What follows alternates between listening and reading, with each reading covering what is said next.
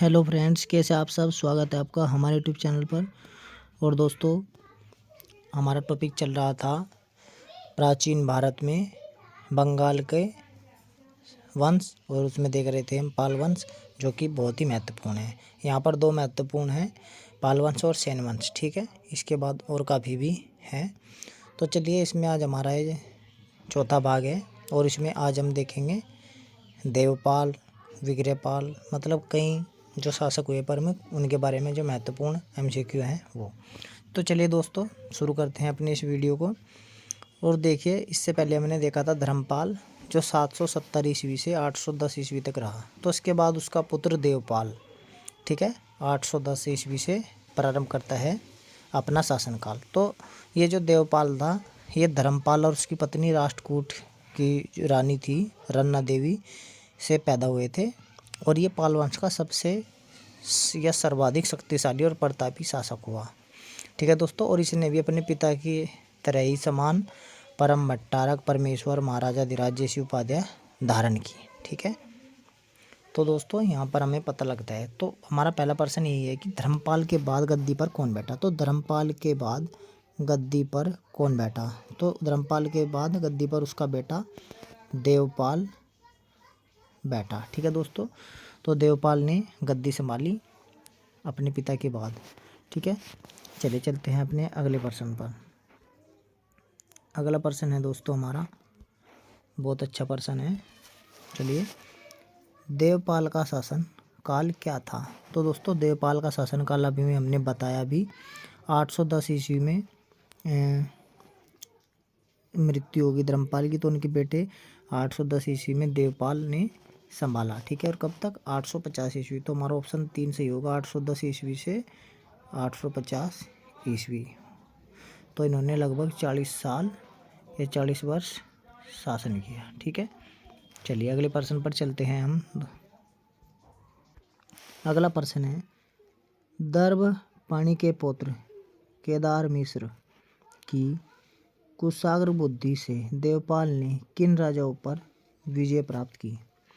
तो देखिए दोस्तों, दर्भपाणि के जो पौत्र या पोते थे केदार मिश्र, इनकी कुशाग्र बुद्धि से देवपाल ने उत्कर्ण, हूण मतलब मलेच, द्रविड़ और गुज्जर राजाओं पर विजय प्राप्त की। ठीक है दोस्तों, तो इन सभी पर विजय प्राप्त की। और ये जो हूण है, ये क्या है, मलेच। ठीक है दोस्तों, यहाँ पर अद्धा लगेगा मलेच। ठीक है, मलेच। तो हमारा सही जवाब होगा उपयुक्त सभी। ठीक है दोस्तों, उपयुक्त सभी। और इसका वर्णन कहाँ मिलता है, बादल अभिलेख में। ठीक है दोस्तों, बादल अभिलेख में इसका ऑप्शन मिलता है। और बादल आपको पता ही है किसके संबंध में है, नारायण नारायण। ठीक है, बादल और भागल, ठीक है, दोनों। तो ये नारायण पाल थे, उनका ये अभिलेख है। और इस अभिलेख में है कि जो दर्भपाणि के पौत्र थे केदार मिश्र, उनकी सहायता से देवपाल ने ये जो उत्कल, हूण, मलेच मतलब द्रविड़, गुज्जर, ये जो सभी हैं, इन पर विजय प्राप्त की। चलिए अगले प्रश्न पर चलेंगे। अगला प्रश्न है दोस्तों हमारा, ये बहुत ही सिंपल क्वेश्चन है।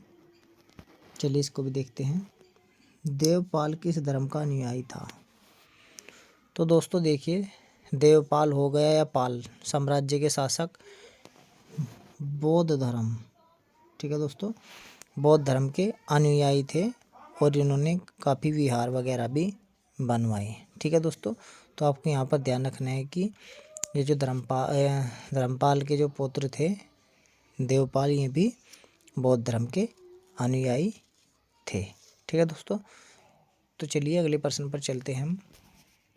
अगला प्रश्न है, देवपाल की विजयों पर प्रकाश कौन से अभिलेख डालते हैं।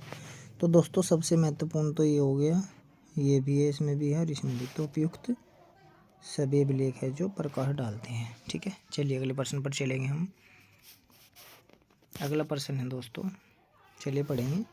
देवपाल के चचेरे भाई और सेनापति जिसने उसकी विजयों की सहायता की कौन था। ठीक है दोस्तों, मतलब देवपाल के चचेरे भाई और सेनापति जिसने उसकी विजयों में सहायता की कौन था। ठीक है दोस्तों, मतलब कि जितनी भी विजय हुई ठीक है। तो उसमें उसका जो चचेरा भाई था और सेनापति था, ठीक है, तो उसका क्या नाम था, तो उसका नाम था जयपाल। ठीक है दोस्तों, तो देवपाल के चचेरे भाई तथा सेनापति जयपाल के सामने उत्कल का राजा भाग गया और असम के राजा ने उसकी आज्ञाओं को स्वीकार किया। ठीक है, इसका उल्लेख कहाँ है, भागलपुर लेख में। चलिए चलते हैं अगले प्रश्न पर। अगला प्रश्न है, किसने गुर्जर प्रतिहार वंशी रामभद्र तथा मीरभोज को परास्त किया। तो दोस्तों देवपाल, ठीक है, देवपाल ने किया। अगला प्रश्न देखेंगे। अगला प्रश्न है दोस्तों, शिव भट्टारक के सहस्त्रायतन बनवाकर उसमें प्रतिमाएं स्थापित किसने की थी। तो दोस्तों इसका जो सही जवाब है वो है देवपाल। ठीक है, देवपाल ने प्रतिमाएं स्थापित की थी। ठीक है, और ये जो सहस्त्रायतन है, ठीक है, ये सहस्त्राय का मतलब है 1000 मंदिर। ठीक है, 1000 मंदिर। चलिए अगले प्रश्न पर चलते हैं। अगला प्रश्न है दोस्तों, शिव भट्टारक के सहस्त्रायतन बनवाकर उसमें प्रतिमाएं स्थापित कर पशुपात आचार्य परिषद से की नियुक्ति किसने की थी। ठीक है दोस्तों, तो देखिए उसमें एक आचार्य की नियुक्ति की थी। ठीक है, शिव भट्टारक के जो 1000 मंदिर था जिसका नाम सहस्त्रायतन था, उसमें बनवाकर उसमें प्रतिमाएं प्रतिष्ठित की थी और वहाँ पर पशुपत आचार्य परिसदस्य के आदान शयन वैश्य परिसर आदि के दाने की व्यवस्था की गई। ठीक है दोस्तों, तो ये की थी देवपाल ने। चलिए अगला प्रश्न देखेंगे। अगला प्रश्न है, अपने पिता की तरह परम सौगात उपाधि किसने धारण की थी। तो दोस्तों देखिए यहाँ पर आता है परम सौगात। ठीक है, तो देखिए परम सौगात की जो उपाधि थी वो धर्मपाल ने भी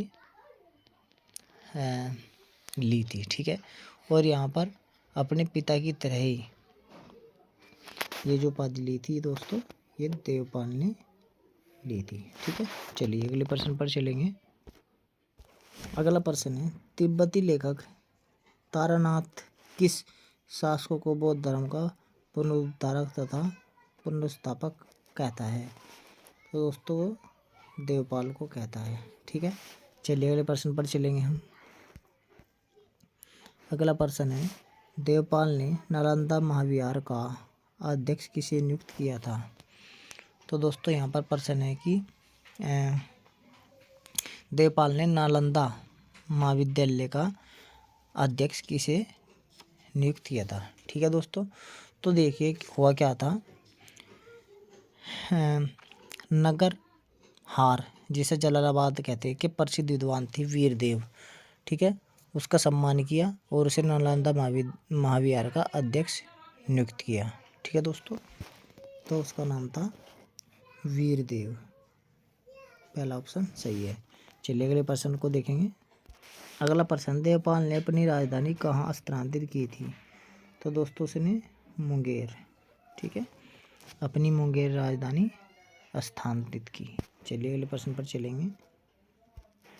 अगला प्रश्न है हमारा दोस्तों, चलिए देखते हैं इसे भी, चलिए पढ़ेंगे। किसके कहने पर देवपाल ने नालंदा में बौद्ध विहार बनवाने के लिए श्रीनगर भुक्ति के अंतर्गत 5 गांव दान किया था। ठीक है दोस्तों, तो 5 गांव दान किया था। अब यह है कि किसके कहने पर। ठीक है दोस्तों, तो दोस्तों उसका सही जो है बालपुत्र देव।